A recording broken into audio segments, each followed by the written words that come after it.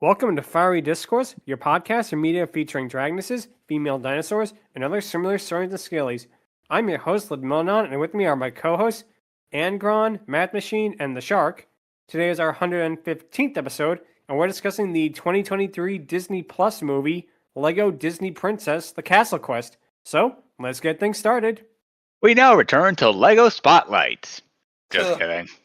Oh, Thankfully, wow. It's not that. Thankfully, yeah. Interesting way to get started. I had to make that joke. But yeah, aside from go ahead, Shark. Basically, you can say that when you wish upon a star, everything is awesome. Nice. That is also true.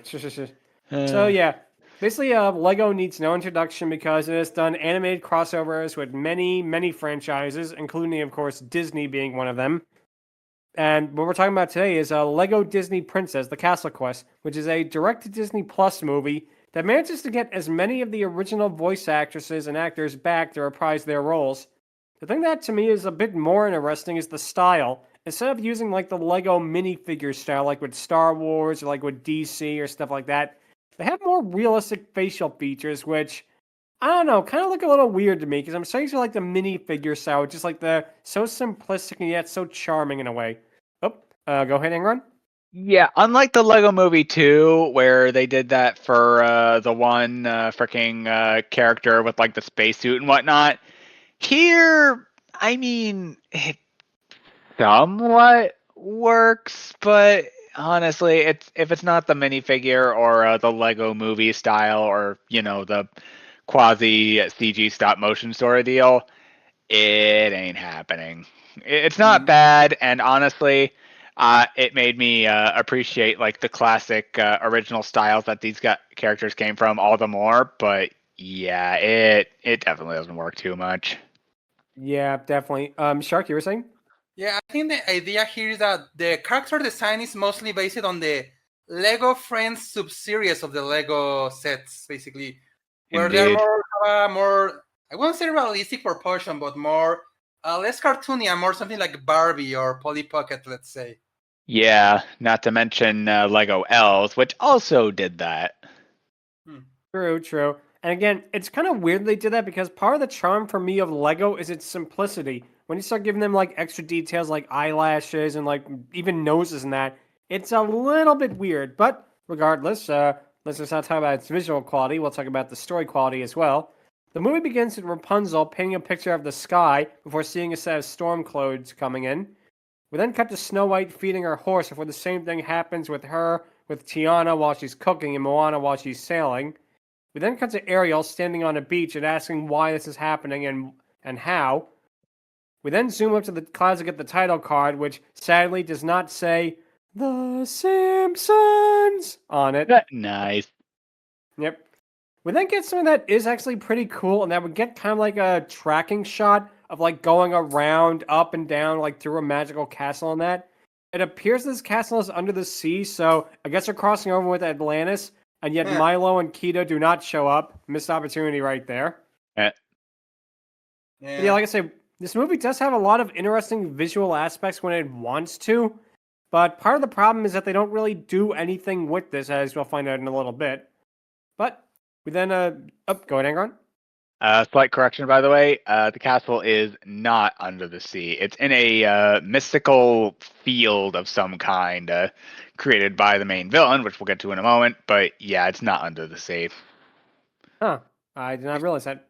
If it was, then considering what the villain of this special does, he will have stolen Kim Neptune's crown here. Yeah, we'll make lots of jokes about that. But we then cut into the castle, or rather zoom into it, another cool shot, where we see the main villain of this TV movie, who is none other than Gaston from Beauty and the Beast, which, very interesting choice right here. You think that they would make it like Jafar, or Maleficent, or Ursula, or like the Wicked Queen from Snow White, but we'll get to her in a moment. Yeah, we will. We'll get to Maleficent later on. She shows up, and not her best performance, let's put it that way, but nope. I don't know, Gaston being this big, bad villain type, it feels like it's an awkward choice in a way. It's like it's one that I don't know if it clicks, per se. But we'll get to more of that in a bit. Matt, you were saying? All I could think when I saw him was, Gosh, it disturbs me to see you, Gaston. That's it. That's the end. Perfect. Yeah. No one bricks like Gaston. No one clicks like Gaston. No one Perfect. makes a castle less like a dick like Gaston. Because, earlier you were talking about it being Nice. underwater castle, which reminded me of the Little Mermaid. But since it's not, phallic, I had to make that as well. Yeah, all good, all good. But yeah, at least they didn't go with the yodeling guy from Home on the Range, because that would have been like a really out of left field choice right there. Oh, absolutely. Guy is not magical in nature, hypnosis music aside, but yeah, he would definitely not be a choice for this. Yeah, I mean, definitely, it would definitely. have given us a Lego Maggie in the special at least. That would have That been would awesome. have probably been cursed, but I would have paid good money to see that. Yeah, definitely, definitely. But basically, Gaston here is voiced by his original voice actor, and he does a pretty good job. Shame they didn't give him a song, because the guy was literally a trained opera singer, but, can't have everything. Basically, what happens is he's then trying to use a magic wand in order to lift the Triton of King Triton, who is imprisoned in like a giant aquarium type of cell. Triton here is voiced by Jim Cummings, and his voice sounds a lot more like Pete than it does Kenneth Mars. It's a little bit off, I honestly thought it was Kenneth Marr. I honestly thought Jim Cummings played the king in the past, which a little weird, but all good. Yep, it's all right. But what happens basically is Gaston says he will take control of the castle, and then he demands the magic mirror to show him all the castles he has taken control of. It turns out that the mirror is the magic mirror from Snow White and the Seven Dwarfs, and I give him credit. Whoever they got to voice the mirror sounds identical to the version from the 1937 movie, so big plus on that. Definitely. Yep. But basically, it comes to life and shows him all the castles he has taken over and the artifact he has. The mirror then warns him he will not be able to achieve his goal unless he passes the test, which we'll find out what that is in a little bit. Triton asks why Gaston is doing this, as the villain says that he has hunted everything, and is now hunting magical items to make himself the most powerful being ever. And it's here where I actually had to stop this and pause for a second, because one thing came in my mind. They basically just made Gaston into Jack Horner, and that is a weird choice, I mean, I can understand like some Disney villains being like that, like say Jafar or Ursula or that, but Gaston, who really was just like kind of a jerk for 9/10 of the movie until he became like a possessive asshole, it's like that's kind of a bit of a stretch there, I'm not saying it's bad, it's just a very unique, let's say. Go ahead, Matt. We're going to be talking about this a bit. None of the characters are actually the characters they're supposed to be. They don't act like them. They don't have their personalities. They're very much superficial, one note that character, if that. It's really weird that they're basing this off of these Disney characters and then don't have them be the Disney characters. Exactly. That's something that we'll definitely talk about more when we get to a certain character. But yeah, as a whole, it feels like they wrote this script and then they got like a memo saying, "Oh, can you make all the characters into Disney characters?" And they were like, "Yeah, we could do that without changing a thing." It really does feel like that. Like it's a script that they shoehorn the Disney characters into rather than making something directly for them. But let's see, Angron, you were saying? There are some exceptions to this, that we will get to later, but to an extent, most of them do stick to their character, but yeah, I can definitely tell where the whole Lego corporate feel ultimately steps in. Like, it's not bad, and it ultimately made me enjoy it a little bit, but there are some points in this film that that definitely didn't work for it, and we'll get to them later. Yeah, we definitely will. Shark, you were saying? Hello? I was gonna say basically what you said earlier, that of Disney characters not acting like their Disney counterparts, there's a very big example later in the story. Yep. Indeed. Yep. But what happens basically is that there is kind of a cute joke with Gaston beginning to sing the opening lines of Part of Your World to note how many things he has. And Gaston then says he took over so many things, I need this inexplicably abandoned castle in order to store it all. In which that's like, okay, you're pointing it out. You're so clever in that. But, yep, Gaston then says that the Triton will be his prized possession once he gets King Triton to relinquish it. Gaston then lets out a beam of magic from the wand as it hits the Triton but bounces all over the room before saying that he meant to do that. King Triton then declares they should hold a contest for both his freedom and for the Triton. And the contest, of course, is they have to go to the Poseidon Dome and cook Krabby Patties. And Mr. Crab goes, put it all on King Triton. And, oh no, I'm sorry, wait, no, I'm sorry. That's when he has to get the spatula, not the Triton. My mistake. Yeah. Yeah. But, basically, Triton says that if his warriors win, Gaston will not only let Triton free, but he will also relinquish all of his treasures that he stole. If Gaston wins, he not only gets the Triton, but he gets control of all of the oceans. And, in a cute joke, Gaston clarifies, even the little one? Yes, even the little one, which, got a good chuckle out of me. That's a cute joke.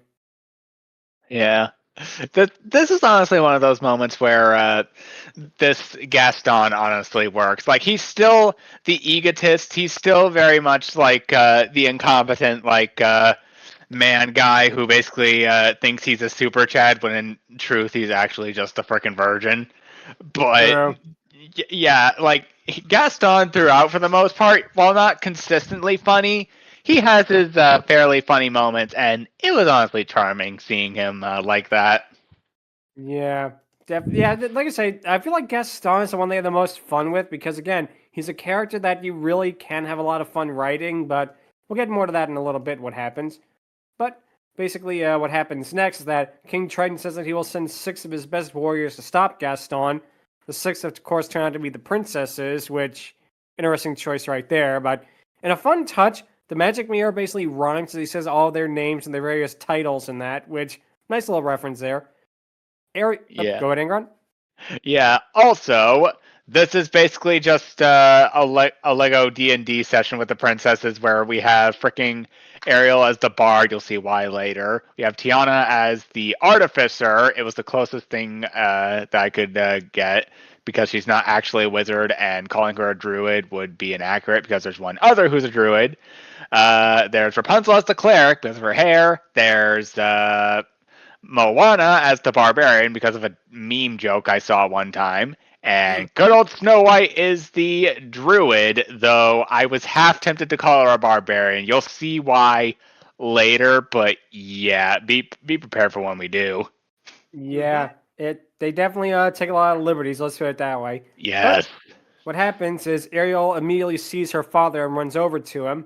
Moana says that she's seen many unique things in the ocean, but never anything like a Triton. Rapunzel wonders what happened to him as Ariel asks who did this. Gaston pops out from behind his giant antler throne, which, that's a cute touch. I actually remember he had that from the movie. Definitely. And he basically shows himself off and flexes, being as pompous as ever. Ariel says that he cannot treat her father like this and demands that Gaston release him, but Gaston says that he wants the giant fork, and Triton explains to his daughter that Gaston will be unstoppable with it. It's kind of a weird running gag with Gaston calling the Triton the giant fork, but it's one that doesn't make sense because he calls it a Triton earlier on. So it's like one of those things where it's like, you blew your opportunity to make that joke. If you didn't have him call it the Triton beforehand, it would at least make sense. But now it's like, what are you doing? Like I said, not consistently funny, but he does have his moments. Shark? Oh, definitely. Yeah, I actually wonder if it's like a reversal of a joke that was in the original Little Mermaid, where Ariel finds a fork and the other guy tells, "Oh, it's a hairpin to comb your hair." So they make it the reverse. They have found something really powerful, and now it's a fork. Yeah. Like I say, if that was intentional, that is a pretty cute joke there. I give him credit for that. But basically, Tiana says that's why the clouds are dark over all of their kingdoms, and why Moana cannot use the stars to navigate.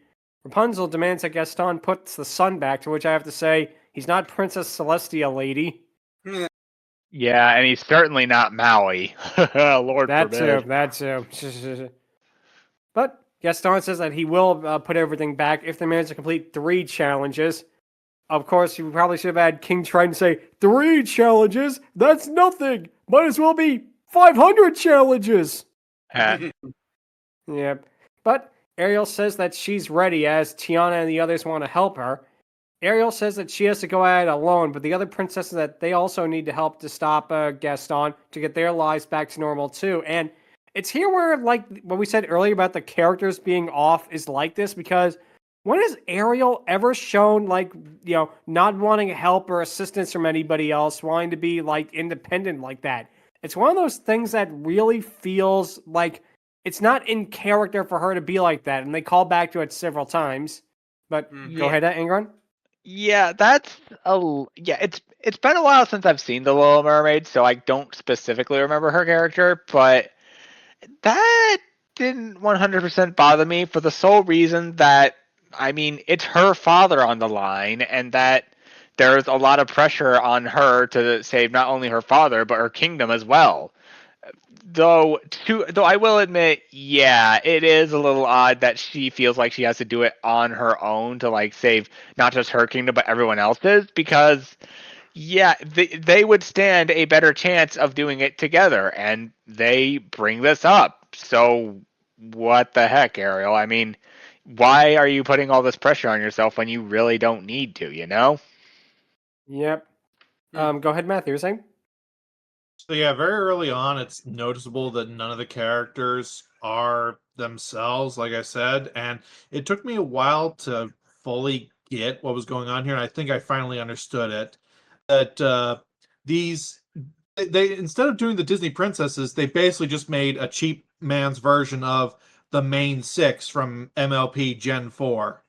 I definitely could see that. I definitely could see, and yeah, especially when you consider the ending of this, which we'll get to in a little bit, what happens with that. But I definitely can see them trying to make, like, oh, we can make our own My Little Pony because we already have these princesses, and it's like, no, and you'll find out why in a little bit. But go ahead, Angron. Yeah, it's not quite. We have MLP at home, but yeah, I can kind of see it for the most part. They're not completely rewritten, and there are moments where their original character does shine through, but some more than others, in my opinion, do that. True. But we'll get to that in a little bit. Basically, what happens then is that Tiana basically tells Ariel about what happened with her father and wants Ariel to avoid the pain of losing him, which kind of a interesting thing to bring up right then. And then we cut to Snow White, where we get the oh so hilarious running gag of her with the axe, which, number one, we do not know if Gimli gave it to her, although that would have been awesome if that was a crossover, despite Tolkien's opinions on Disney. But then we get, like, a moment that really does not kind of make sense with Snow White approaching the magic mirror and threatening it with the axe, which, again, is a joke that doesn't make sense because the mirror apologizes for the evil queen and the huntsman and that, but it's like the mirror had nothing to do with it. It was like a neutral, like, counterpart thing. All it did was just tell the evil queen where to find Snow White. It didn't say, like, oh, you should go and kill her or something, you know? It definitely feels... It really feels a bit like Ralph Breaks the Internet, especially the part where Snow White says that, oh, it's water under the bridge, and then she turns like the evil thing, oh, I'll crush them and destroy them. And I was like, oh, now we're doing Ralph Breaks the Internet, like Cinderella breaking the glass slipper and trying to use it as a shiv. That is so clever. Okay, I will admit, yeah, this Snow White definitely has her ups and downs when it comes to being what she is in this series. But to be honest, I do not care, because like whenever the moment she pulled out her axe, I knew that this was honestly going to be one of, if not my favorite character in this entire series. Like, seriously, like this is honestly a very funny and interesting take on Snow White, because like in the past she was like the OG Disney princess where she was like la la la flitty and all that stuff, but here, she's given more character. Like, she's kind of unhinged, and which, given what happened in the Snow White movie, if you really think about it, but at the same time, it's like one of those things where you get what they're going for, but sorry. Yeah, but like freaking the moment she pulls out the axe and like goes freaking full hand like that, all bets are off, and honestly kind of hilarious a lot of times. Like, it's not drop dead, laugh out loud, funny all the time, but it's definitely surprised the laughter levels of freaking hilarious, and I honestly like that. Yeah, no, I can understand why. Let's see, Matt, you were saying? I'm kind of on the opposite end of the spectrum. I really did not like Snow White because they changed her so much. I get that she's a very subtle character from her movie, but this seems to be a common occurrence in modern media where if you have a character from old-timey media where they had a subtle personality or something that wasn't bombastic, they completely change it to something else. And Snow White is the character that made me realize they were doing the main six thing because, quite frankly, she's just Pinkie Pie to a point where I just called her Pinkie White throughout the whole thing. Uh, To an that fits. extent, I agree, but you gotta bear in mind that in the past she was kind, she was sweet, she was filled with joy and all that stuff, and here they keep that, thankfully, for the most part. Honestly, if they didn't have those bombastic freaking moments where she just like turns on a dime and ultimately has some of her whole repressed thing from the original movie pop out, it honestly would have kind of made the movie boring because of that. Yeah, but I really feel like math kind of gets what I'm talking about here, but yeah, I understand. Shark, you were saying? I was just gonna say that if they really wanted to threaten the magic mirror, they should have asked Thelonious to do that. Yeah, if only he showed up. But anyway, what happens next then is that the mirror says the challenges are behind 3 doors in the castle, all of which will test their bravery and wisdom. Gaston then shoots his crossbow at the giant glass that Triton is in, causing the water to slowly drip out. Ariel, of course, chastises him for this as he replies that time is ticking, or in this case, dripping, as he laughs at his own joke, which definitely in character there. The group then all run into the foyer, which is filled with doors. Sadly, we do not know if 2 of them lead to Halloween Town or Monstropolis, respectfully. Definitely would have been a neat crossover, but yeah, can get what you can get. Ariel ponders what the mirror meant by finding it inside before pulling out a giant key from her hair. And this key kind of looks like the one from Mario World, so I have expected them to do the sound effect, but I was regardless. thinking Yep. Rapunzel is amazed that Ariel hides things in her hair too, as Ariel calls the key a scooty butt, saying that it's used to dig holes and to scratch backs, which, okay, that's kind of clever that they're still doing that whole Ariel doesn't know what land things are joke. So, kind of a cute little thing there. And it does call back to it, which I give him credit for. But Ariel then uses the key to open up another one of the doors, as Rapunzel uses her frying pan to open up another. Sadly, we do not get to see Rapunzel using the frying pan as a drying pan, but can't have everything. Yep. Well, the group then all decides to split up, with Rapunzel, Tiana, and Snow White going into one room. The room they go into turns out to be a comfortable bedroom. And a pretty cute joke, Rapunzel sees a fruit basket and goes to take some, but Snow White warns her against it. And that's a cute reference. Like, if they're going to write Snow White as like the comical relief, that's kind of the version they should do with it. Go ahead, Aaron. Yeah, they do. Also, since this is basically, at this point, the AD&D campaign, all I gotta say is this. Never split the party! Yep, and they're split up for a long part of the runtime, too. Yep. But what happens next is Ariel and Moana are in another room that appears to be perfectly normal, as Moana wonders if it's something that is missing from the room. As she taps her foot on the floor, Ariel realizes that the room is missing the carpet. Go ahead, Ingrid. I hit a little early, but then we basically get a surprise character that I was very much excited to see. It was the wardrobe from Sleeping Beauty, voiced by none other than Joanne Worley, which, if you all know this podcast, she is no stranger to our whatever, as she has voiced Hoppo in the past, and I'm very happy that she is still getting work in this day and age.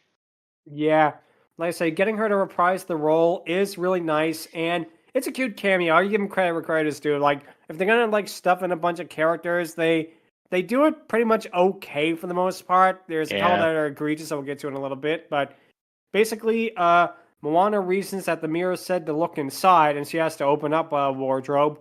Wardrobe laughs and does so, saying she has something special for Moana. It turns out that inside the wardrobe is the entire ocean, and Moana's grandmother in her stingray form shows up and basically flutters around the room for a little bit before going back inside. The two princesses jump inside the wardrobe to get to the ocean to follow Moana's grandmother, as the wardrobe basically giggles and says that tickles and that, which new fetish unlocked, I guess. Apparently. I'd do it. But we then cut back to Rapunzel, Snow White, and Tiana. Snow White opens up a cabinet to see two more pictures of Gaston. One of him dressed as Napoleon doing Napoleon crossing the Alps, which raises a lot more questions with time frame and that. And one with him basically with a bunch of jewels and posing with a bear that, weirdly enough, really resembles Coda from Brother Bear. It's so like almost uncanny how much this little thing looks like that guy. It's like, I don't know if that was meant to be a cameo or a joke or something, but that is weird. Yeah. But the trio basically wonder what they should do as Rapunzel's hair begins to glow.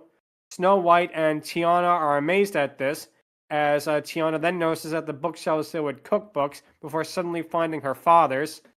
She wonders why it is here as Rapunzel tells her to open it, only for it to reveal a giant door. Snow White says that they should knock first, as Rapunzel then does so with her frying pan, only for the door to open up into white sparkles and for them all to fall in. Sadly, we do not get to see them go to Bob-omb Battlefield, though that'd probably be the most likely choice here. Yep. We then cut to Ariel and Moana as they wash up on a deserted island. Unfortunately, Septimus and Tristan are not there. Or Ethelbert. Yeah, that too would have been great. And But there's no pineapple under that sea. nope, that too. Missed opportunity right there.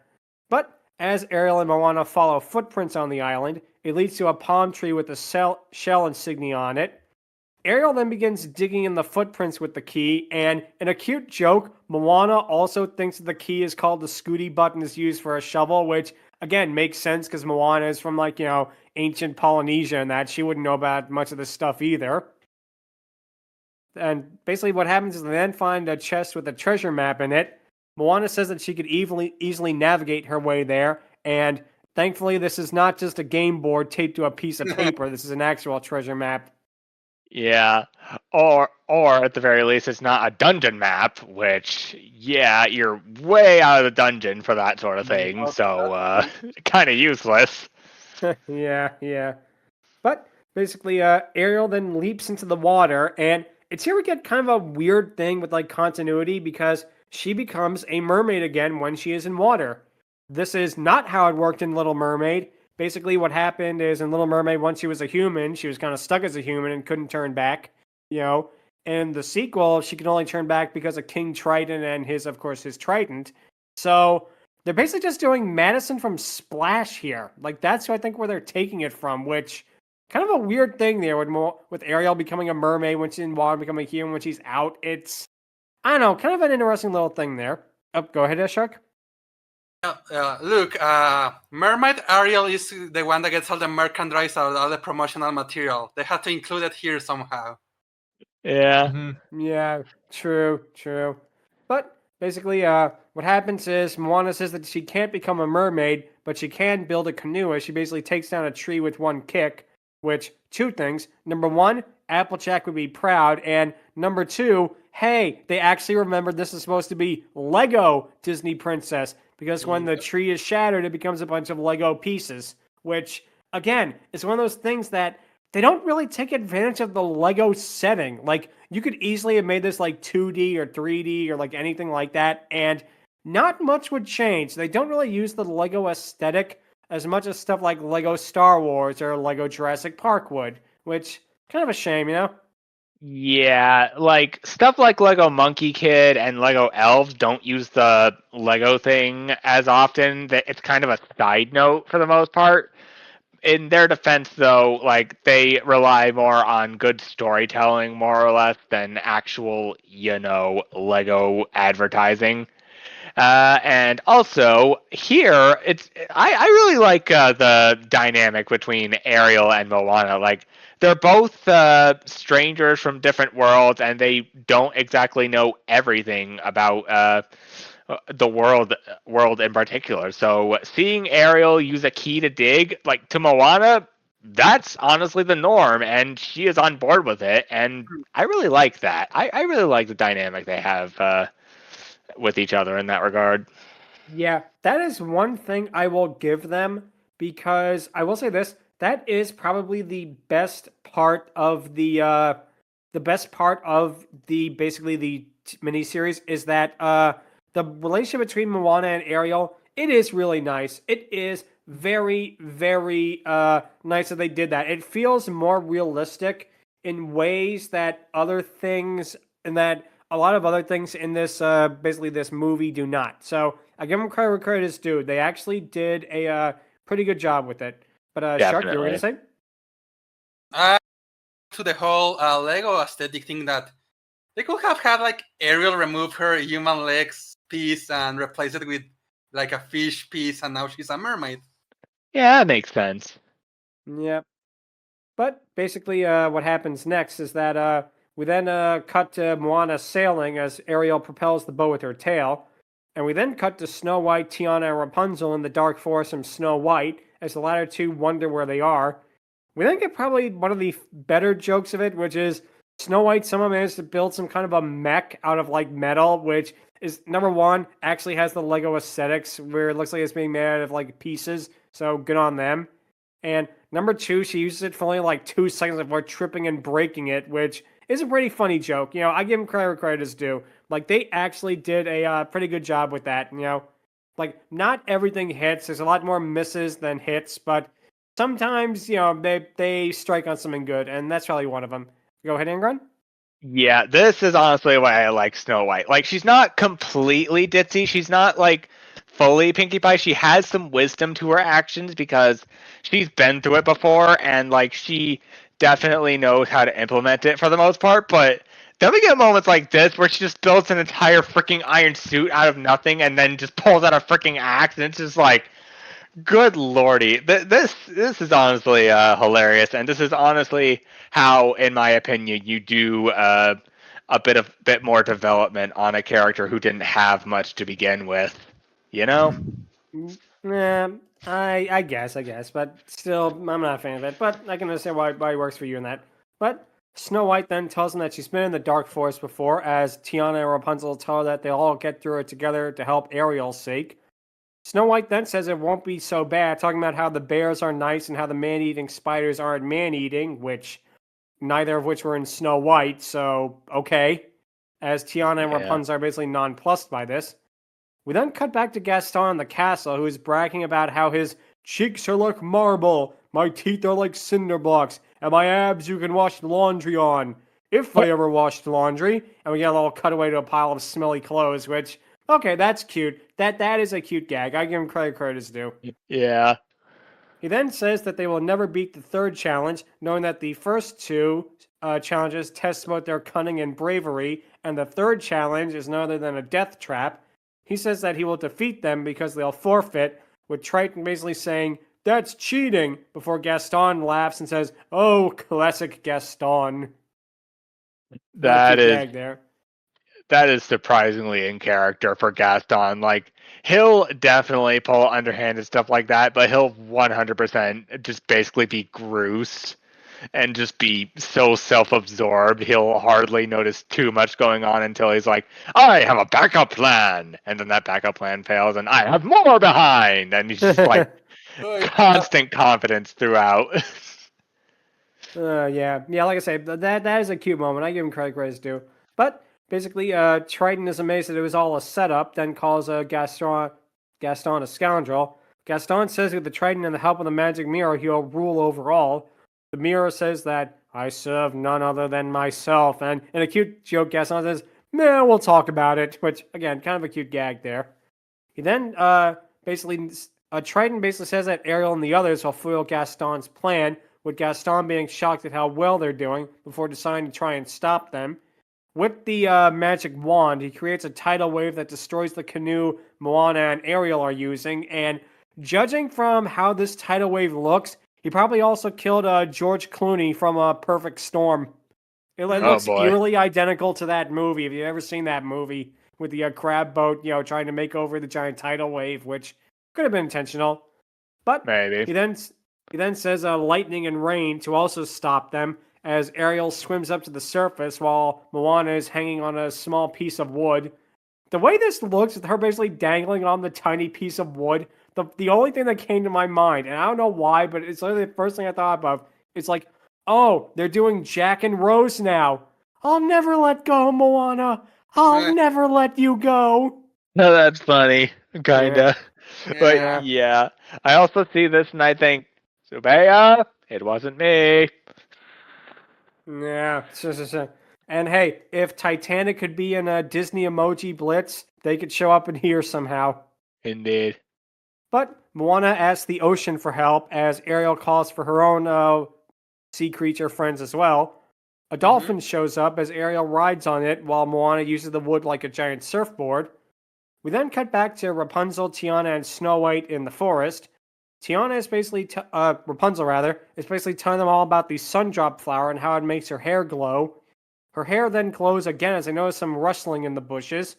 Snow White warns them about the dark forest and prepares her axe, while the other two also prepare their weapons, with Tiana's being a stick. And another kind of weird bit of cameo, it turns out that it is Flower from Bambi, who is in his child form and not his adult form, despite the fact that they have Jim Cummings in the cast. And if you've ever heard that guy, he could do a flawless Sterling Holloway impression. So I don't know why they made Flower child Flower here, but still kind of neat to see him. Oh, go ahead, Angron.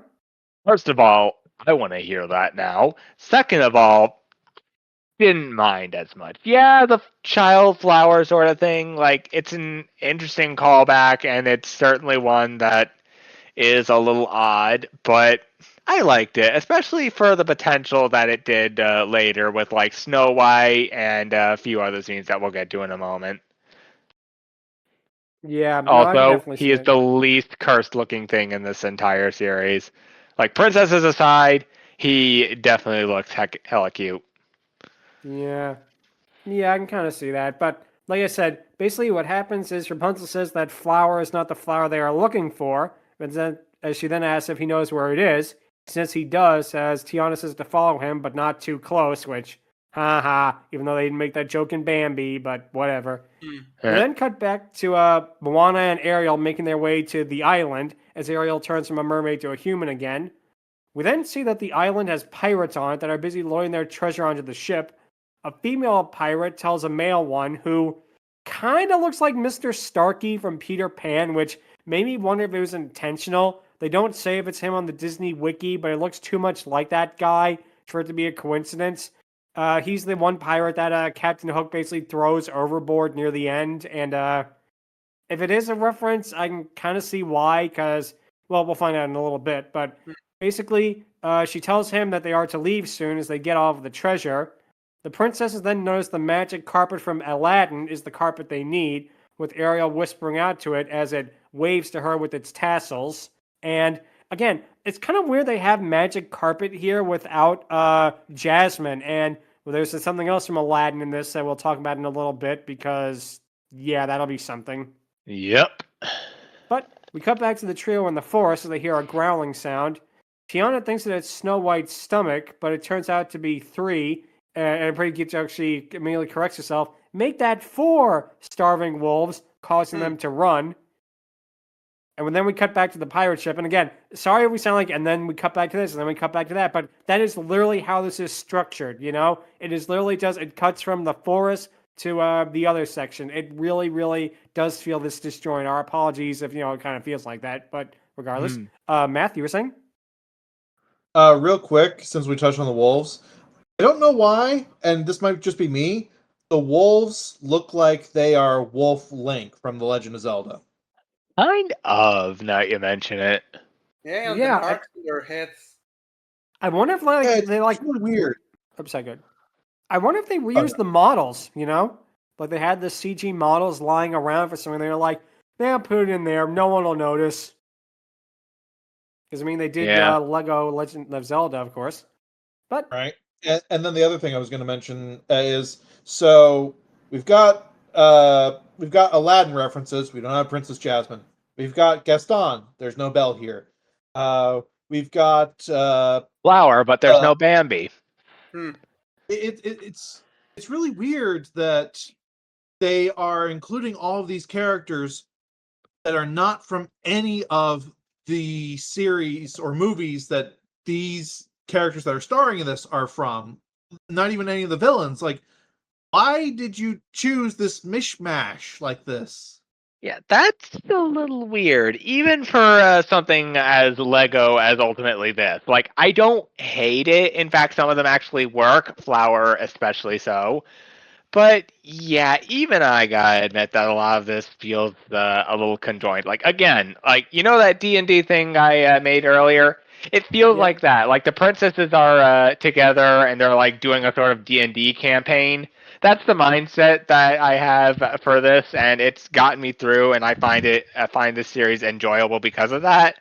But for those who don't, yeah, it's definitely a little jarring, especially to diehard Lego fans.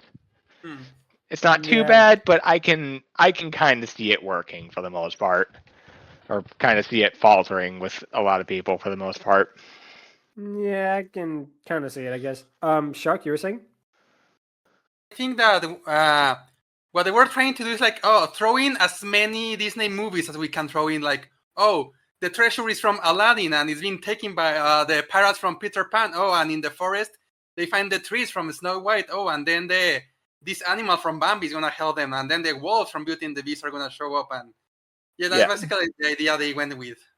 Yeah, be thankful Yeah. it's not Pumbaa from Lion King. Believe me, like if Yes. Flower is basically the flamethrower of the animal kingdom, then Pumbaa might as well be the gas bomb, or at the very least, the nuclear warhead. Like, good lordy, that would be too much power in the hands of a druid like freaking Snow White.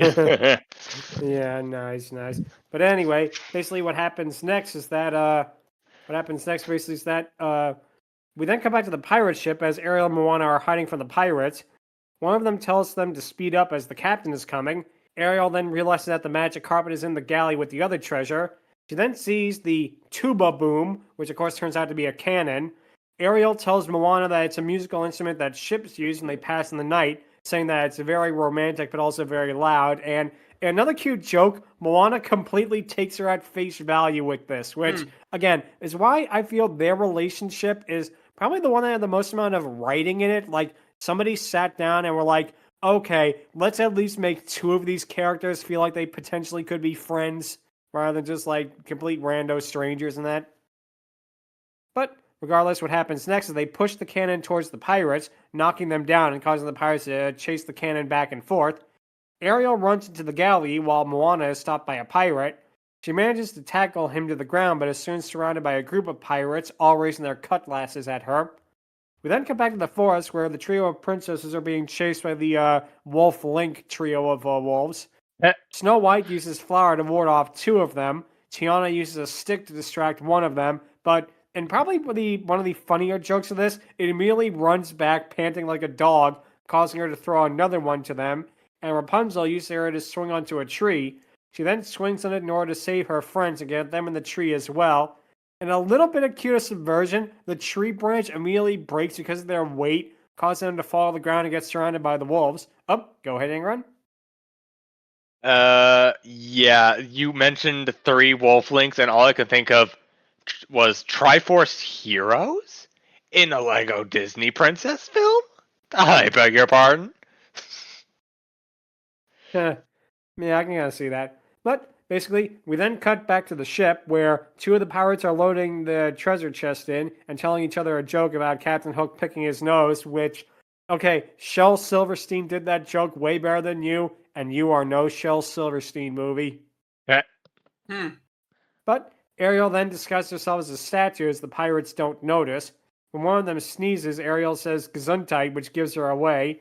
She then wraps pearls around a trophy. Obviously, this trophy was meant for Sisu for being the only good part of Raya and the Last Dragon. Nice. Yeah, shame she wasn't here in this, but can't have everything. She then twirls it as the pirates all growl at her. We then cut back to Moana, who is surrounded by the pirates as she's being led to the end of the ship. And we then get another cameo as we see Mr. Smee from Peter Pan mopping the deck. She takes the mop and uses it to beat all the pirates with, then gives it back to him.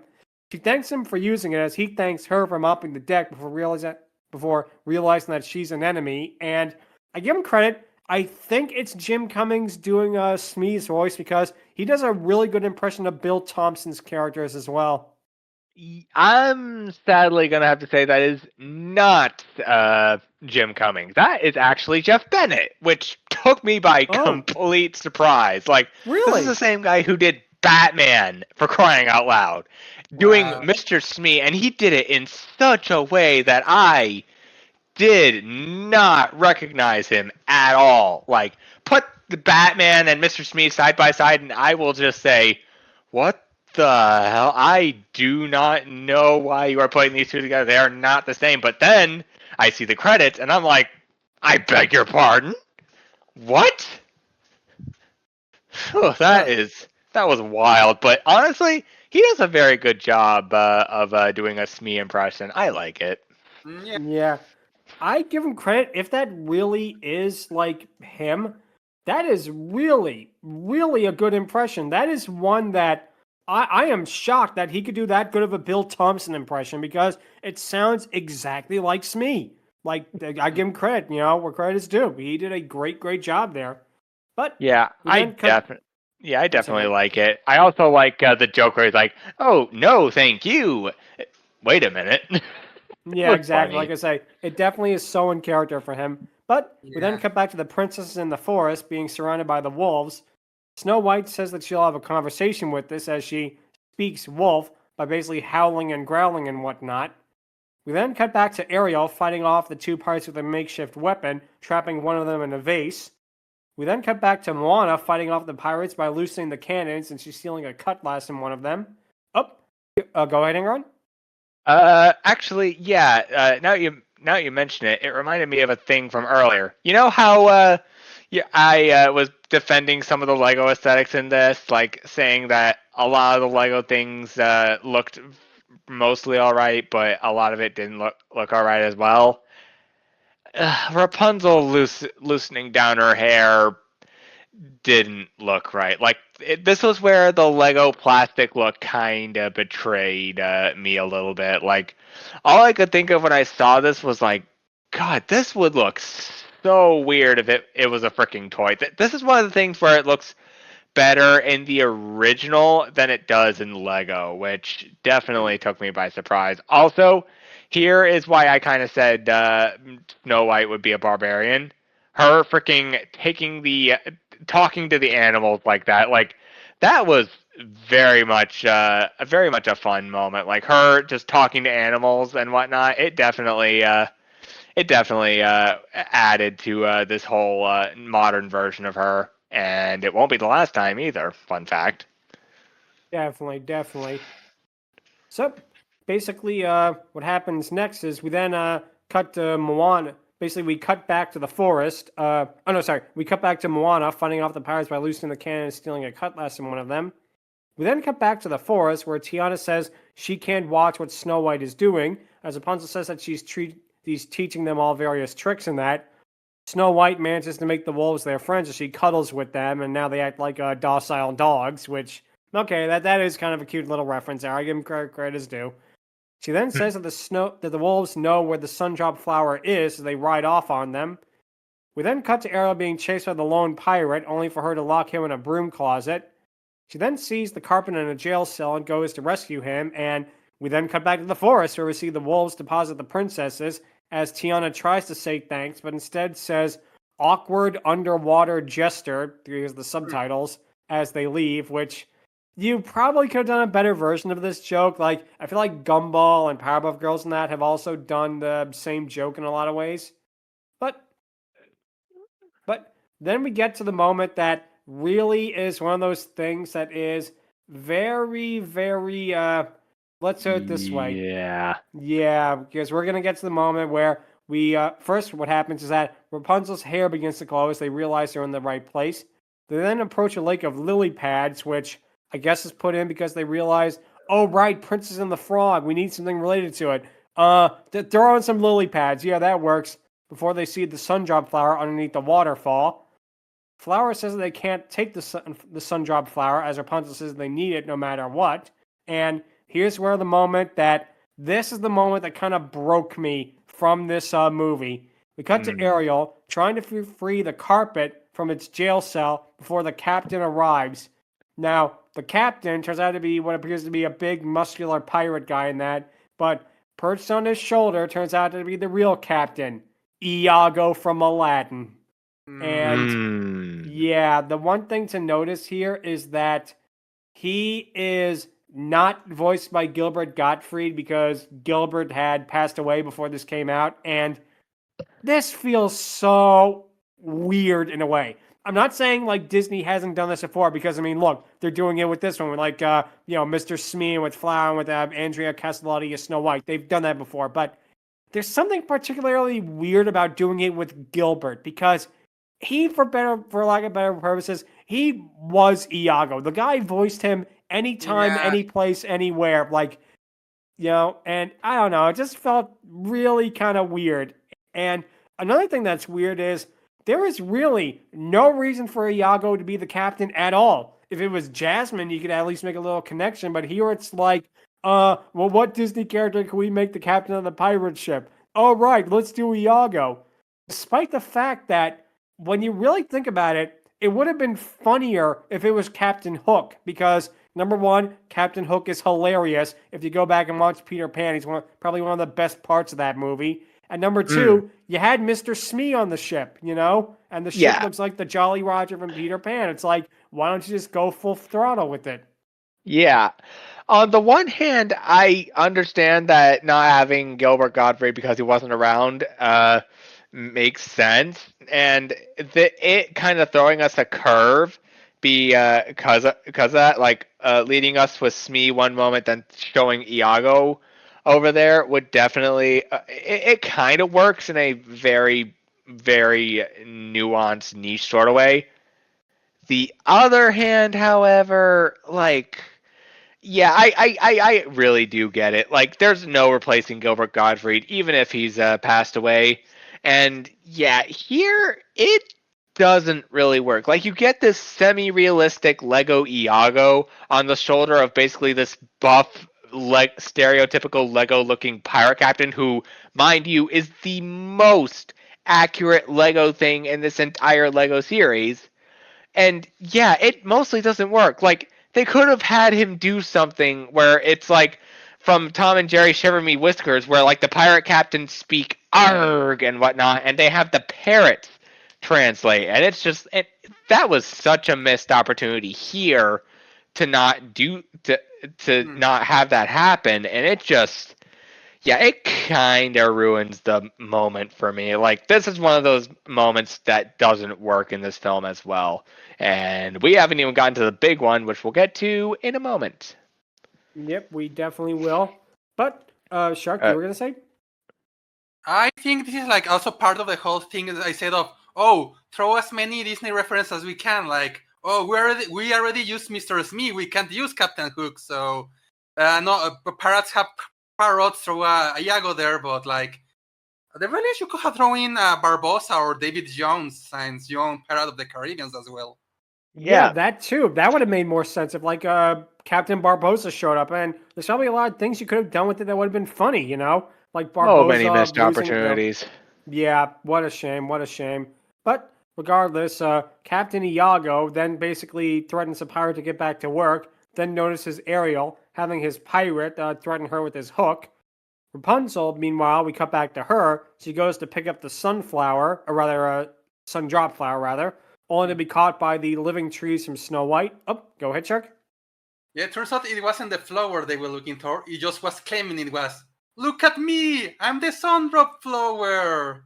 That if only the talking flower was here, that would have redeemed this entire special. That would have been that would have made the entire thing, like, it could have been a blank screen for the remaining 20 minutes of this, but that would have made it worth it, Yeah, Oh, speaking God. of missed Onwards opportunities. and upwards.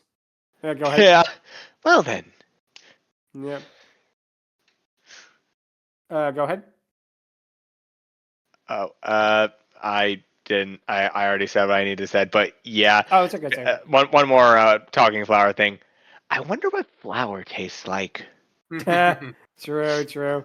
But Flower, not talking flower, Flower from Bambi, tells him that they can't take. Basically, tells him that the trees won't allow it, and the living trees then surround the princesses. As we cut to Moana riding the cannon before it turns around the other way, which caused her to fall down the stairs, bumping against the jail cell. We then cut back to the princesses fighting the trees, with Tiana and Rapunzel basically fighting their way out. Snow White plans on using the axe on the trees, but it falls to the ground, which causes her to call woodpeckers to peck at the trees and let them all go, which, okay, movie, you're stealing from Shrek the Third. They did that joke 14 years before this movie. You know, it's like, you really that unoriginal that Snow White calls the woodpeckers to peck at the trees? They literally did that joke in a DreamWorks movie. It's like, be a little bit more original, you know? Yeah, it's one thing when DreamWorks steals from you because it's more or less justified and it works. When you do it to DreamWorks, now that's where things get a little interesting. Yeah. But basically, what irony. happens, very Yeah, ironic. irony. Yep. We cut back then to Moana and Ariel as they wonder how to get out, as Iago says that they won't be able to. Ariel then lights the cannon, asking if he knows how a tuba boom sounds. The cannon blows a hole in the ship as they open the cell, freeing the carpet. The ship begins to sink as Iago flies away, quitting, while Moana and Ariel ride off on the carpet. And yeah, missed opportunity not having Captain Jack Sparrow here. Stop blowing holes in my ship! Yeah. Classic. But we then cut back to the other three princesses, where Rapunzel uses her hair to lasso around the sundrop flower, managing to pull it out. As soon as she does that and grabs it, it teleports both the three of them and Moana and Ariel back to the castle. In a cute touch, Moana and Ariel land in the fountain, which, okay, water, I guess, water princesses, that was the joke. Yep. Snow White is getting ready to attack the trees before she remembers where she is and giggles. And, yep, we then get the moment that we've all been waiting for. Well, not yet, but soon enough. As they then notice a door with a dragon on it, as Rapunzel says that maybe it's for them to slay their emotional dragons.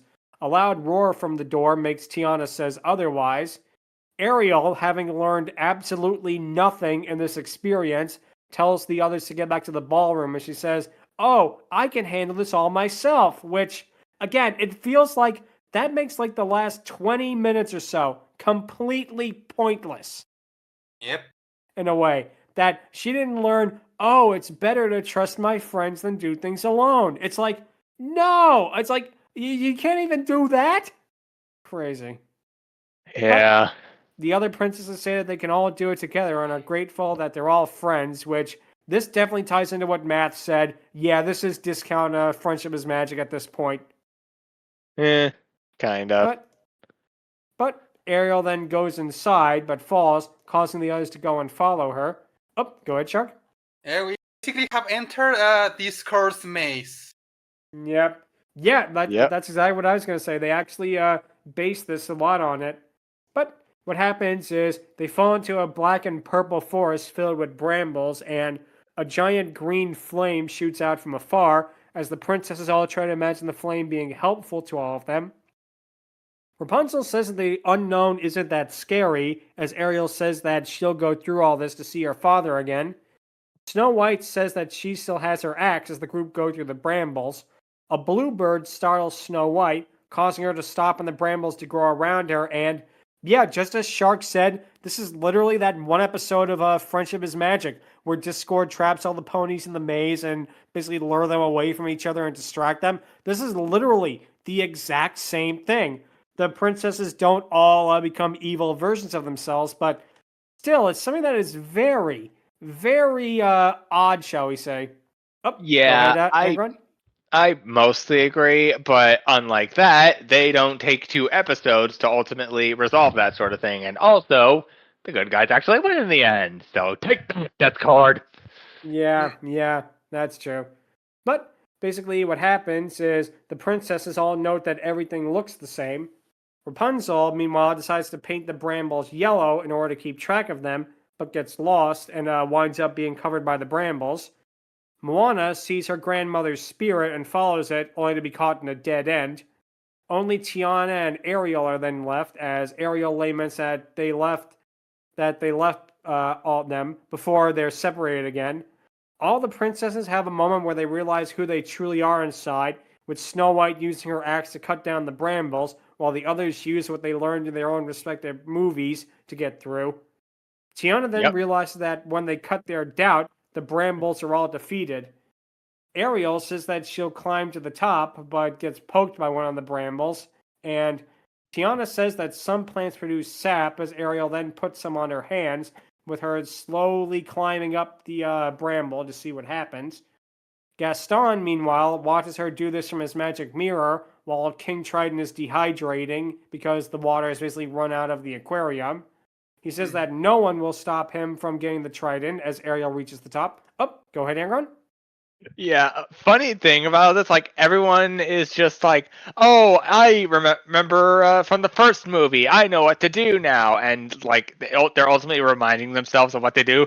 But then Snow White's just like, "I got act, bitch," and just fucking starts punching and everything. Like I said, it doesn't work for everyone, but here especially, it honestly is hilarious. Yeah, it's one of those things that, like I say, it works when it wants to. Basically, go ahead, Shark. Yeah, well, the whole thing with Triton drying up, all I can think is the pinky. Yeah, I'm Pinky, I'm a quitter. Ah! Yeah.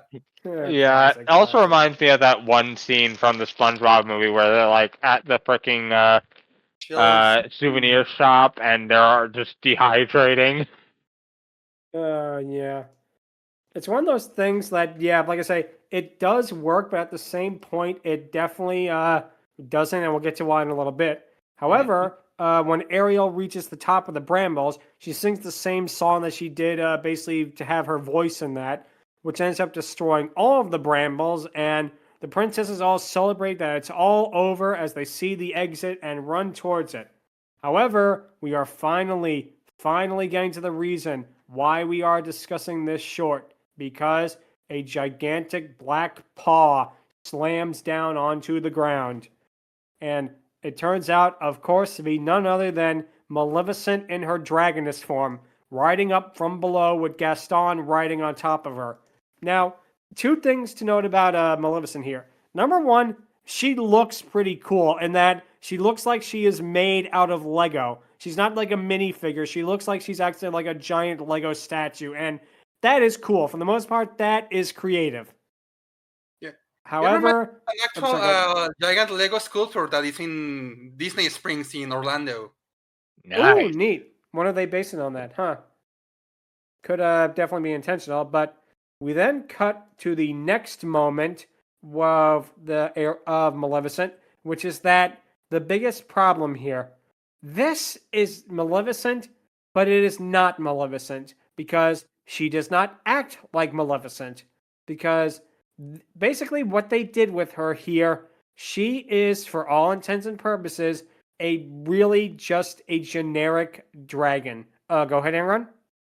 Yeah, this is one of those moments where like them like doing the footnotes versions of the characters kinda hurts the film because like Maleficent, like she's definitely in character as a dragon, but as herself, it's definitely jarring, though there are a few things that kind of redeem this, and we'll get to them in a little bit, but overall, I see this and I'm just like, okay, I don't hate it, and but I don't think it's the best thing for her. I can definitely understand why it would turn off a lot of people at this point, but here, I just think it's. This isn't my Maleficent, but I don't think she's bad for it for the most part. Yeah, definitely. Shark, you were saying? Yeah, once again, we need a Disney throw in a Disney reference here. We have a dragon here. Maleficent turns into a dragon, throw it in, even though she doesn't act like herself in this script. Yeah, the Yeah. D&D campaign definitely needed a dragon, and this was apparently what they got for it. Again, not bad, could be better. Yeah, definitely. And yeah, like I said, the thing is here too is that she acts so much like a generic dragon, and it really is a shame that the one thing they could have done to make it like more like Maleficent, if like Gaston rides up on her, basically, saying, "You shall never defeat me," and all, and Maleficent instantly just throws him off of her and basically becomes the real villain of the movie. That would have been so much better and way more in character than having her just be like a generic growling monster, which she doesn't even talk in this, which she's shown to be able to talk in Sleeping Beauty in her dragoness form because she laughs and screams when she gets stabbed in that. Go ahead, Aaron. Yeah, that's true, and, well, thankfully she does have a little bit of character aside from just being, your basic bitch dragon animal for the most part. But yeah, her not talking is arguably the greatest sin of this entire movie. And to be perfectly honest, yeah, it definitely doesn't do her any justice. Yeah, definitely. And basically, yeah, the thing is that Maleficent, what happens is she then basically shoots flame at them as Ariel notices that Maleficent has a torn wing. Snow White then, go ahead, Math. This is the part that really annoyed me about Maleficent. Not that she was just giant monster, but that they couldn't even keep with the Lego motif, because with the magic mirror, when it did the flame and the smoke thing, they actually used Lego pieces for the flames. They're actually using CG fire for her. Yeah, that's something that, thank you for pointing that out because I kind of forgot about that, but that really is such a shame thing. They could have at least done the fire like how the Lego fire pieces look, you know? Uh huh. But that also is kind of a shame they didn't do that. But what happens is that Ariel notices that Maleficent has a torn wing in that, and Snow White then tries to speak dragon, calming her down, which, okay, that again shows how Maleficent is so out of character here because Maleficent would not calm down. And I imagine if anyone tried to speak dragon, she would just roll her eyes and throw them aside. But again, this is not Maleficent. This is basically, you know how Godzilla, the 1998 Godzilla, is sometimes referred to as Geno Godzilla in name only? This is Mino, Maleficent in name only. Yep. Yeah, I will say though, Snow White speaking dragon at Maleficent right here, it was definitely cute. Not in character, I agree, but it was still cute. I mean, come on, This is basically Snow White, the person who can speak with animals, and apparently we can add dragon to her repertoire. That is very surprising, and again, definitely gives her a lot of brownie points in that regard. Like, come on.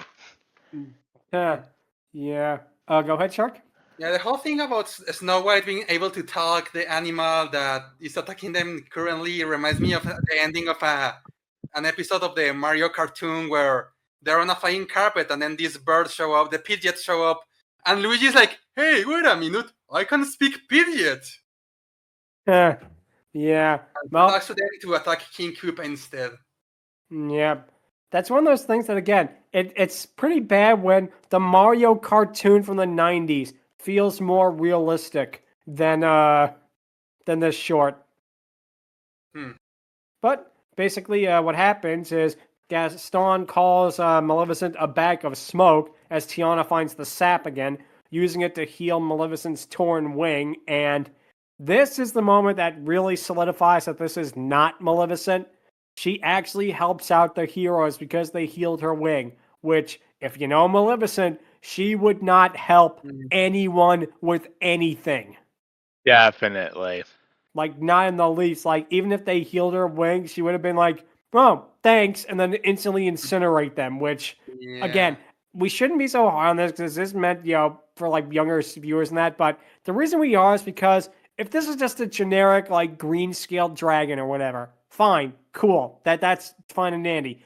But when you're doing it with Maleficent, one of the greatest dragonesses and probably one of the greatest Disney characters of all time, the Disney villains of all time. It really feels like an insult, you know? Definitely. Yeah, I don't feel insulted because I don't have too much of a connection with Maleficent. But yeah, to those that do, it definitely kind of feels like a slap in the face. Just saying. Yeah, I can say that. Shark, you were saying? I'll say it for a little bit later. Oh, it's all Okay. good. It's all good. But yeah, basically what happens is Gaston says that he doesn't care about Maleficent or anybody else, as he just cares about the trident. Maleficent then turns to the hero side. Again, a sentence that never would be said. Oh, go ahead, Shark.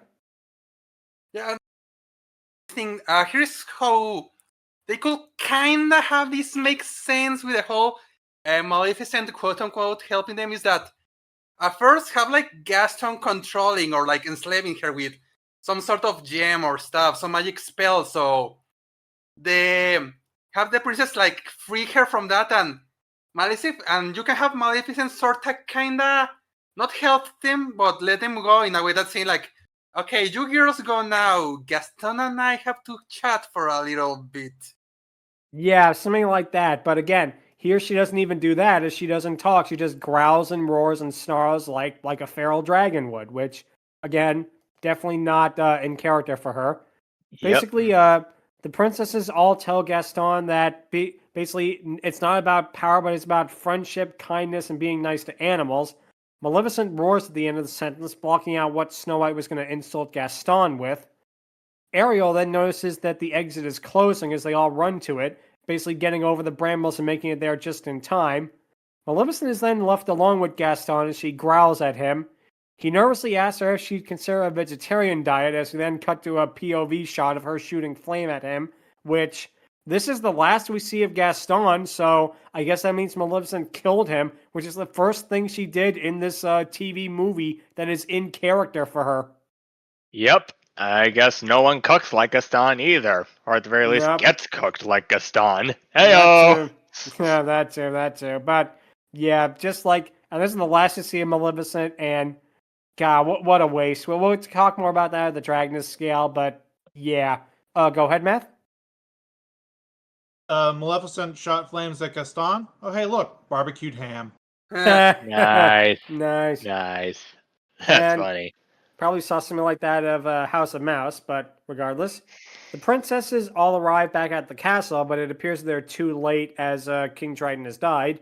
Ariel then cries over this as Tiana says that it's not over yet and to look inside of her heart.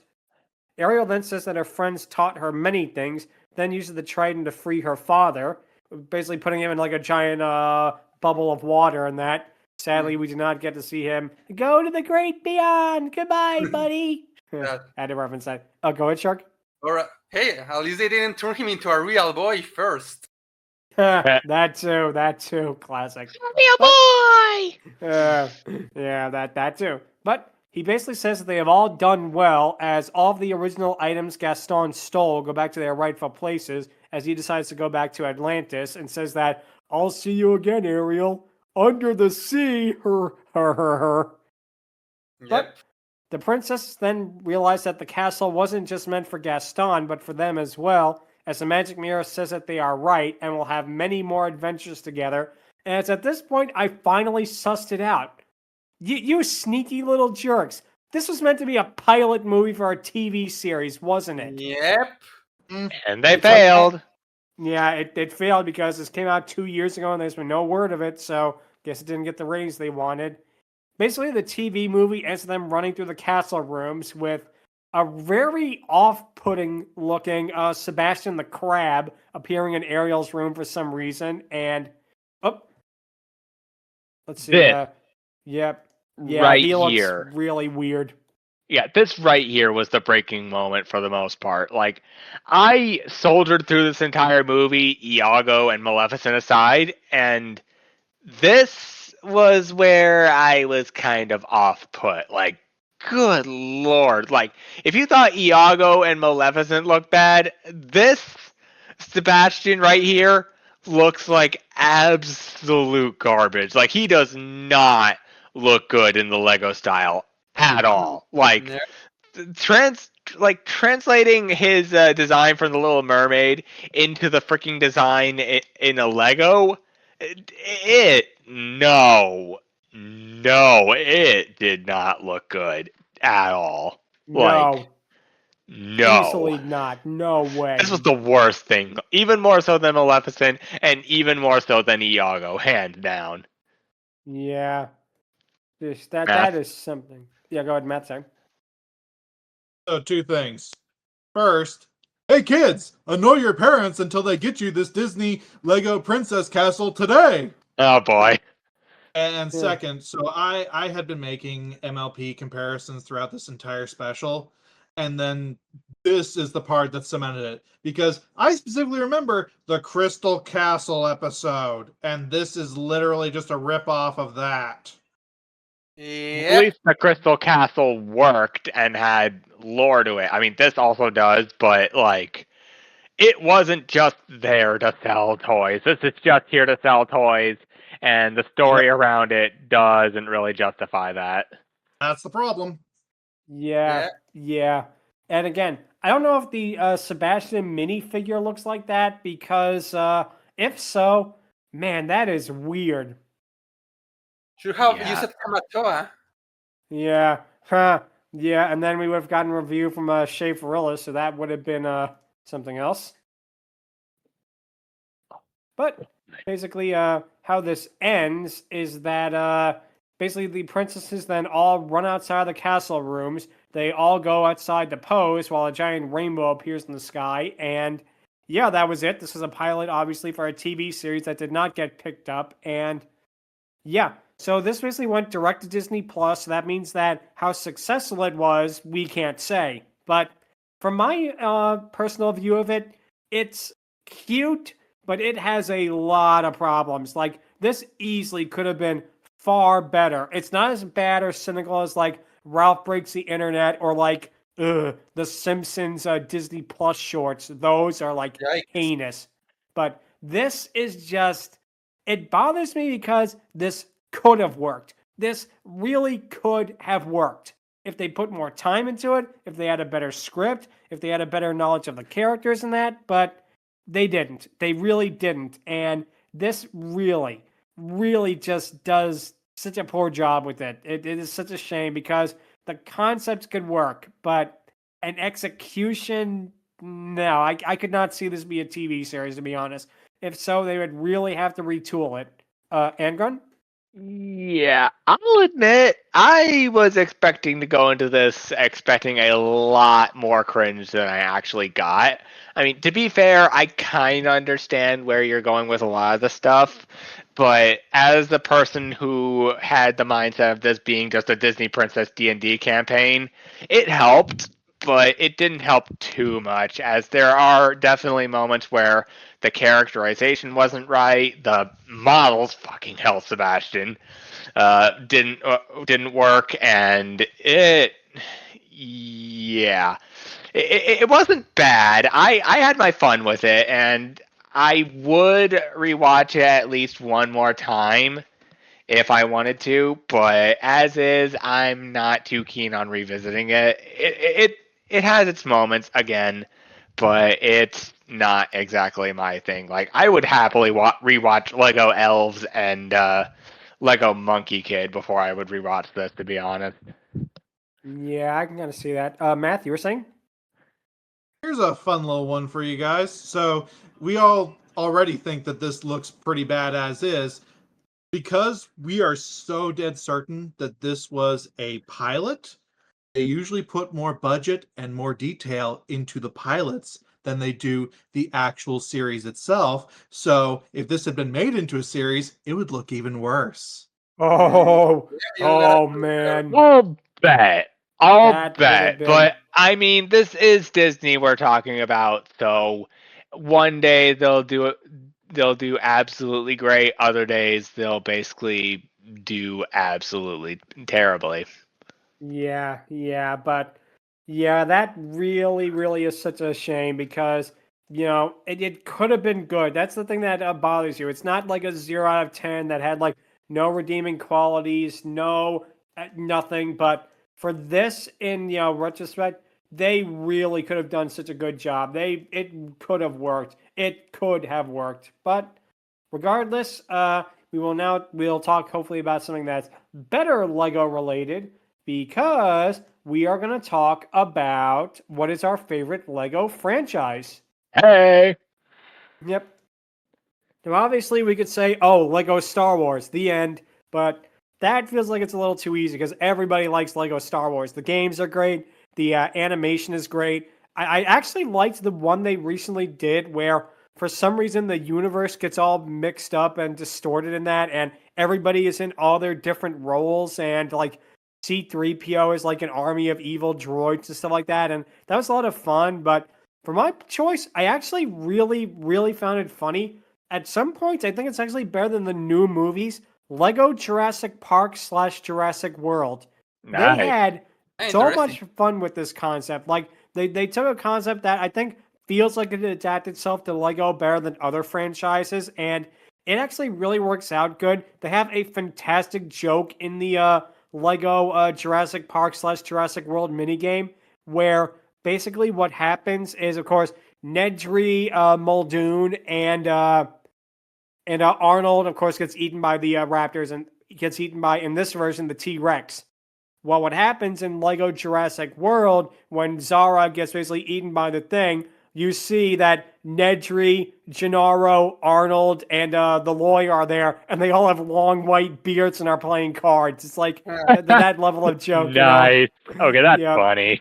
Yeah, it's a funny gag. And like, did they do stuff like that? And it really feels like it was made out of a love of the franchise, like kind of like how Star Wars is, and even some of their DC ones are a lot of fun, like Lego DC and Lego Marvel. You can tell they have a lot of fun with those things. And yeah, as a whole, I feel like Lego, with the franchises, it feels like in a way they get them. They actually have guys who really understand how it works in that. And I give them all the respect in the world for that, because you can tell that they are like some of the last guys who can take like IPs and well-worn IPs, like again, like the MCU or like Star Wars, and actually breathe new life and fun into it.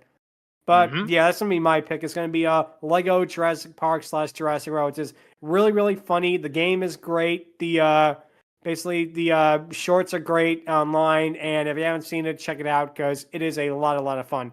And Ron, what would your pick be? Oh, that's gonna be a little bit of a tough one because, like, I didn't grow up too much on Lego. There was a period in my life where I was very much hooked on Lego Star Wars: The Clone Wars, of all things. Like, I got at least 2 or 3 sets from them. I got a bunch of Clone Troopers. Like, good lordy, I very much love the Clone Troopers from the Clone Wars, at least before they went upgraded. But yeah, that would be a little too easy. So, for all intents and purposes, I'm definitely going to stick up for the newbie and say Lego Monkey Kid. Good lordy. Talk about a series who put the story before the merchandising. Like, no joke. There is, in fact, merchandising of Lego Monkey Kid, but it is very limited, and it is not that easy to find or even afford. But yeah, this was definitely Lego done right. Like, Gypsy Studios definitely deserves all the love and praise for doing stuff like this and Moon Girl and Devil Dinosaur. That was phenomenal. Not as fluent and not as impactful, admittedly, as freaking Lego Monkey Kid. Like, honestly, nothing will really surpass Lego Monkey Kid in my opinion. But yeah, this is one of the moments where, like, the Lego taking a back seat works because the story, the animation, the voices that they got for this, they got Callum and freaking Goku in this. Like, Goku voices freaking Sun Wukong. That is wild. And, like, it works so great. Hearing a guy who voiced a Sun Wukong adjacent in the form of Goku voicing the actual Monkey King. And it works. I mean, we also got Patrick States as Sandy, Tara Strong as I forget her name, but she's basically the dragon. Technically, she's not an actual dragon, but you know what I mean. And Yep. we got freaking so many things in this. And Steve Blum as Demon Bowl King, good lordy. That guy could make a freaking sonnet out of so many things. But yeah, that's going to be my pick. Lego Monkey Kid, hands down, is the best of the Lego franchises, in my opinion. Not really for the merchandising, but because it actually tells a good story and does good presentation. We need more of that. Yeah, I can kind of see why. And again, it's one of those things that I haven't heard of it, but from the way you describe it, it sounds like it's a lot of fun. There's a lot that you could do with it. So definitely have to check that out sometime. But yeah, like I say, that's a great choice right there. So let's see. Math, what would your pick be? I was never really too into Lego overall. Just was never my thing, and I admit like the games or the modern series are pretty good. They just aren't really my jam. What was my jam that never got really any traction was the Bionicle franchise, the Oh, edgy, cool for teens offshoot of Lego. Oh And yeah, I those were the partic- days. I used yeah. to be heavy into Bionicle back in the day, but it kind of lost its charm after a while. The lore, it looks nice, but to be perfectly honest, it's not for me anymore. But do continue. and I particularly liked the initial three Bionicle movies that were made for TV. Mm. They were pretty cool. They showed off the Bionicle stuff. It was early 2000s, so they made the CG work with it, even with its limitations. And it was just neat how they presented it. And while still making it kid friendly, did show that it was the more quote unquote mature Lego. And they actually tried to tell a story with it rather than it just being, oh, hey, here, buy our products. Haha. Yeah. Yeah, I agree. Bionicle definitely was what younger me was into back in the day. But like I said, the lore and all the stuff around it disinterested me a little bit. It's not bad. It just isn't for me nowadays. It's a little too confusing and it doesn't really have the same pop as something like Lego Monkey Kid, you know? Mhm. Yeah. Yep, like I said, it definitely is something that again, Bionicle's one of those things that I actually never watched because I guess it's kind of just passed me by for whatever reason, but it really does look cool. Like the world building is really amazing and the designs are really well done. It's actually kind of a shame they never appeared in the Lego movie because you think they'd be perfect even for like a brief cameo in it. The They first one, there is tried a quick to. joke about that. Uh, yeah, Go ahead. sorry, Matthew, you're saying?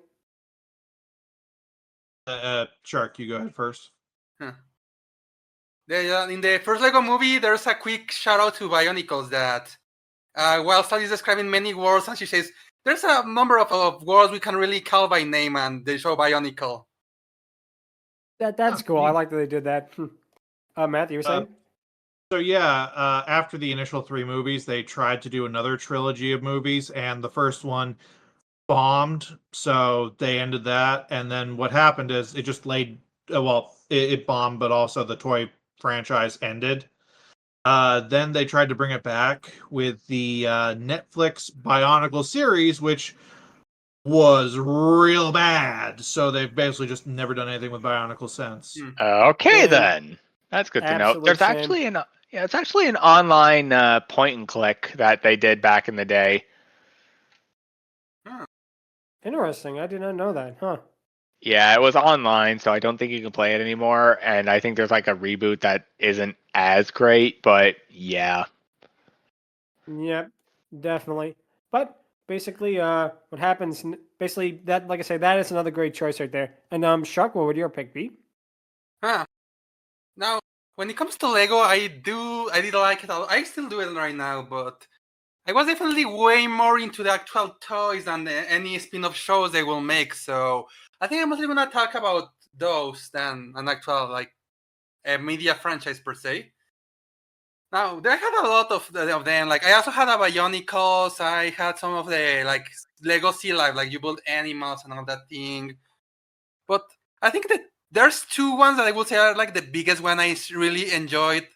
One when I was a kid, younger, and one that I do collect now and then. And for the younger one, it was the SpongeBob Lego sets. Like, come on, it's SpongeBob. The Of course. Yeah. pineapple, the Krusty Krab, the Chum Bucket, the Sandy's Rocket, the boating school. I had all of those, and well, it was cute. The characters were there. Some pieces had like the stylization of the color of palettes they use. I love the Krusty Krab one because in that episode where SpongeBob has to take a vacation, I was imagining he was playing with his Lego set when he was playing with the Krusty Krab set himself. Yeah, Yeah. that's a classic moment, yo. Yeah. And then he makes his Lego version, gets fine, and then he goes, "Hey, I know what to do," and then he plays Yeah. with a Lego version of his Lego version. I need Yeah. 20 Krabby Patties, please. Oh my gosh.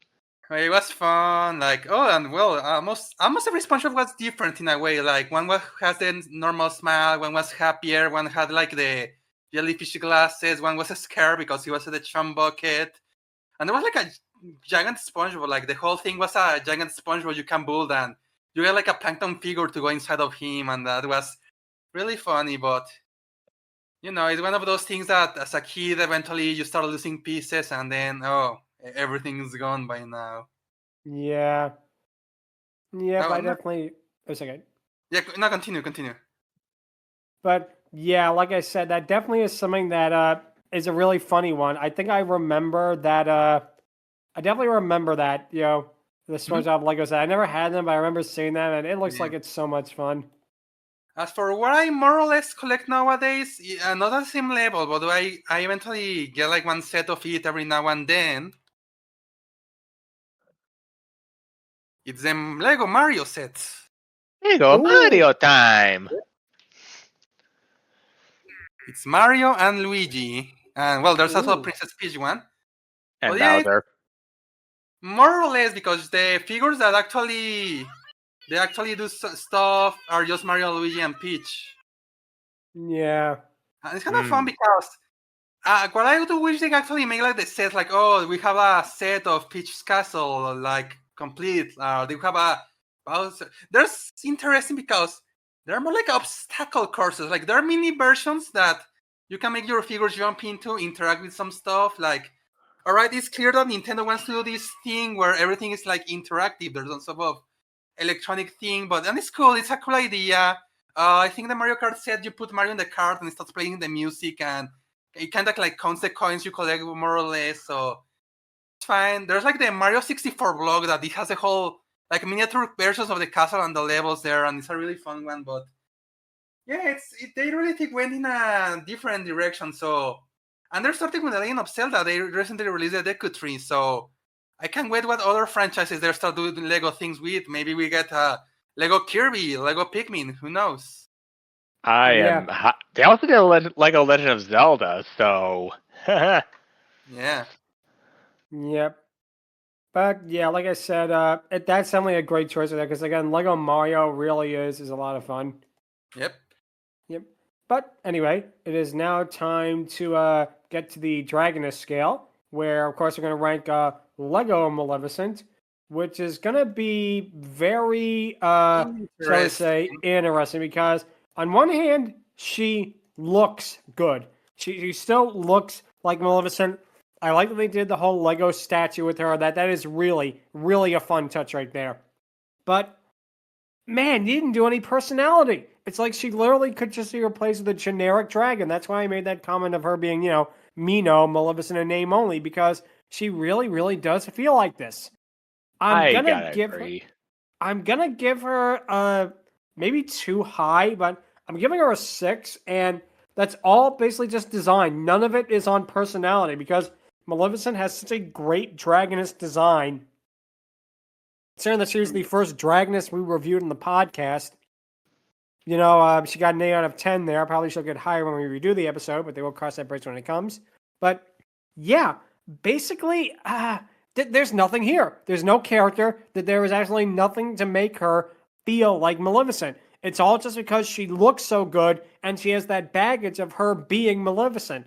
if this was a completely different Dragoness, she'd probably get like a 5 or even a 4, to be honest, because it really is such a shame here. What an absolute missed opportunity, you know? You could have had gold, you could have had like a 10 of 10 or 8 experience, but you blew it. But yeah, that's why I'm going to give her a 6 out of 10. And it's all just on design because there is nothing here that makes her Maleficent the character. Oh, nice. In my piece, Angron, you were going to say? I'm basically gonna agree. She looks the part, but it's one thing to do that, and another thing entirely to be the part. And she isn't, which isn't a complete deal breaker. I like that this Lego Maleficent is distinct in the fact that she's not completely malevolent. But at the same time, I can definitely understand why a lot of people are a little mad that this isn't working. It's supposed to be Maleficent. It's supposed to be the mistress of evil herself, like the person who literally dated the freaking Disney equivalent of the devil. Like, this is what we're getting because of that. She's basically a lackey to Gaston, or at the very least, a lackey with benefits. It's a little jarring. It's not enough for me to really rank her below a 6 out of 10, but I also kind of feel like she definitely deserves a 6 out of 10. It's a little generous, but the fact that Snow White was the Snow White talked to her and basically like it was funny in my opinion. Like, it wasn't perfect, but it definitely was definitely surprising, and it's for that reason that she's also getting a 6 out of 10. Yeah. Yeah, I can definitely see that. Maybe, like I say, we'll have to see what happens. But Math, what are you going to give her? Yeah, I think with the original Maleficent, because we were so early in the show and there were a lot of growing pains, we heavily underrated her. This one, I think we're kind of overrating because we're trying to be nice, and I'm following that trend as well. I am trying here with this one. I am being as generous as I can and not really comparing it to OG Maleficent. Even then, personality, like you said, I got nothing to work with. That's already out the door. That gets a 0 in that respect. So I'm just basing this off of design, and from a visual perspective, it looks really cool. I was kind of tempted to dock a point because it's real CG flames rather than Lego flames. But again, I'm trying to be generous and I'm trying to be nice here. So you get a 5 for visuals. That's it. That's all you got. Yeah. Again, I could see that because it really, really is a crazy thing that again, they could have done it. They could have easily just solved this. They could have given Maleficent like an 8 out of 10 or even higher if they just had her speak and make her the main villain. But it's like, Definitely. Never in my life did I think that I would be able to use Giant Monster with Maleficent. But here we are. Exactly. Yep. You know, it's pretty bad when the theme park, stunt show does a better job at dragging Maleficent than this, and we'll talk about that sometime in the future. But for now, Definitely. Shark, what would you give her? Well, this what he's saying. She has a great design. Like, if she was made of actual Legos, she will look like this. It's perfect, but no personality. Generic monster. You took an iconic dragoness and turned it into a monster. Yeah. And like I said before, you could have fixed it easily. Like, again, make Gaston is controlling Maleficent. The princesses free her, and she lets them go not out of gratitude, but because she wants to get even with Gaston first. So, Or and hear me out on this, like, she once could have been a powerful sorcerer or a powerful fairy, but at some point she got cursed to turn into a dragon, and she's just stuck like that. But because of that, she learned to, be a little less, not too evil. Like, I get it kind of throws the original characterization out the window, but honestly, it's honestly better than the live action Maleficent movie, in my opinion. Having her be stuck as a dragon and basically her just having to work for someone and not exactly liking it, and then seeing that bit of kindness from someone like Snow White, of course she'd want to help. That's just me, though. To be fair, the dragon in the Maleficent movie wasn't even Maleficent. I Yeah. know. And in the second Maleficent movie, she becomes a phoenix and not a dragon. And apparently they're making a third one, so Oh will the my third time be the gosh, charm? please. Hopefully not, because I do not want to have to watch those movies. That's the one time Please, I'm God. actually begging them not to make a dragoness. But yeah, what would your Well, yeah, score be? So yeah, we have a great design, and that's it. And I'm gonna go with a middle ground because of this, with a 5 out of 10. Yeah, pretty Yeah. face, little to no character. Exactly. That pretty much sums it up right away. And eventually we are gonna redo the Sleeping Beauty episode, which is our first one. And we're also probably gonna do other ones with we're probably also gonna redo Bartok and a couple of others. So that'll be interesting when we get to it to compare and contrast how our original scores basically counteract with the scores of the Dragonesses now. But for this week, that's gonna be it. If you have any questions, or if you want to tell us what you would have done to make Lego Maleficent the main villain instead, you can feel free to email us at fierydiscourse@outlook.com. Visit us on Twitter at twitter.com/fierydiscourse. Be sure to subscribe to the Fiery Discourse YouTube channel and hit the bell icon, subscribe to the playlist, leave a comment. Any and all comments are appreciated. Also, one of our co-hosts, Lucky Evie, is looking to move to a group home in the UK. That will also be in the description. Next week, we are also talking about something Disney related because we are talking about the 1997 Disney animated movie Hercules. And then along came Zeus, he hurled his thunderbolt. Yeah. Perfect way to end it. And probably the way to begin next week's too. Well, that'll be a lot of fun. We'll talk about, of course, the Hydra and that, and see if this classic Disney movie really does hold up in that, which, spoiler alert, we're probably going to be nerding out about Hades for most of it, so Yep. that'll be fun. Yep.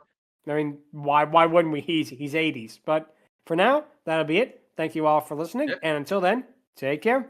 Haters. Yep. Out. See you all next week.